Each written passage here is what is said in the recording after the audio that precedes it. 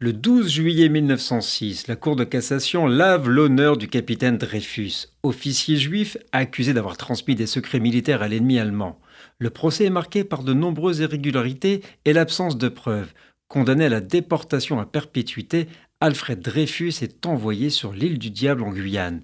Cependant, des preuves de son innocence font surface, comme la découverte du véritable espion, le major Esterhazy, et fait douter de sa culpabilité. Des intellectuels et hommes politiques comme Émile Zola et Jean Jaurès se mobilisent pour dénoncer l'erreur judiciaire et condamner l'antisémitisme. L'affaire Dreyfus divise la France, opposant d'un côté les Dreyfusards, défenseurs des droits de l'homme, dont quelques-uns d'entre eux fondent la Ligue des droits de l'homme pour inscrire dans la durée leur combat en faveur de Dreyfus. De l'autre, les anti-Dreyfusards, partisans de l'armée qui considèrent qu'il vaut mieux condamner un innocent plutôt que d'admettre que la justice militaire ait pu se tromper, dont deux militants fondent l'Action française, rejoints par Charles Maurras.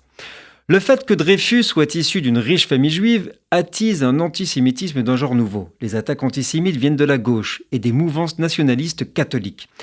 Mais l'antisémitisme est un facteur aggravant de l'affaire, mais n'en est pas le moteur principal.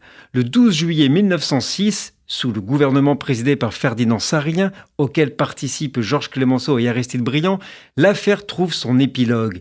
La Cour de cassation, la plus haute juridiction française, casse le jugement du 9 septembre 1899. Dreyfus est définitivement innocenté.